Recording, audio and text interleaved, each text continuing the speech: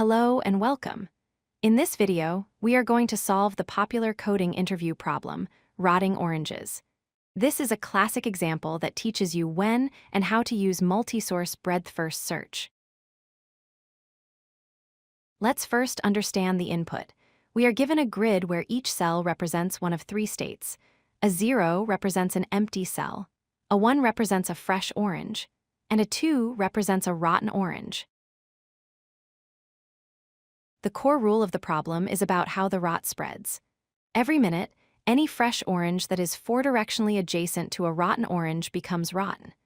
This means the rot moves up, down, left, and right, taking 1 unit of time to infect its immediate neighbors. So, which algorithm should we use? Many beginners might think of depth-first search, or DFS. However, DFS goes deep into one path before backtracking, which makes it very difficult to calculate the simultaneous spread of rot over time.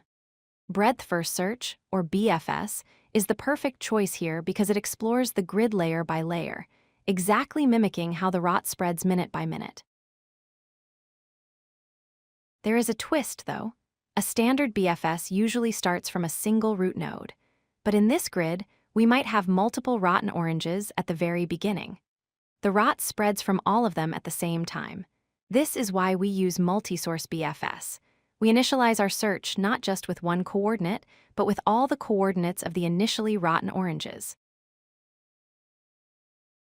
Let's walk through the algorithm. The first step is to scan the entire grid. As we do this, we count the total number of fresh oranges. Crucially, we also find every rotten orange and add its position to our queue immediately. This sets up our multi-source starting point. Now we enter the main loop. While our queue is not empty and we still have fresh oranges, we process one level at a time. For every rotten orange in the current level, we look at its neighbors. If a neighbor is a fresh orange, we turn it rotten, add it to the queue for the next minute, and decrease our fresh orange count. Once we finish a full level, we increment the timer. We must also handle edge cases. It is possible that some fresh oranges are isolated by empty cells and can never be reached by the rot.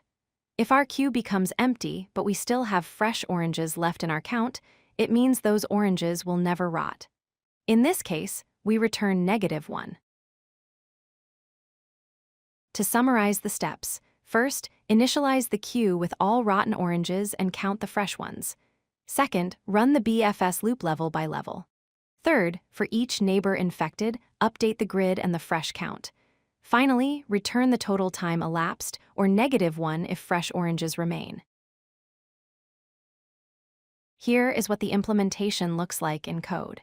We use a queue for the BFS. Notice the nested loop at the beginning to populate the queue. Inside the while loop, we iterate strictly through the current size of the queue to ensure we track time correctly, incrementing the minutes only after processing a full layer of rotten oranges.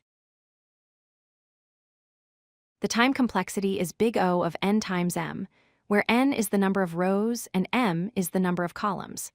This is because, in the worst case, we might visit every cell in the grid. The space complexity is also big O of n times m, as our queue might store all the cells in the case where the grid is full of rotten oranges. Remember these key takeaways. Use BFS for shortest path or propagation problems on unweighted graphs. Use multi-source BFS when you have multiple starting points acting simultaneously. And always keep track of the level size to measure distance or time accurately. Happy coding! If you like this video, hit that like button and don't forget to subscribe. Visit codelucky.com for more such useful content.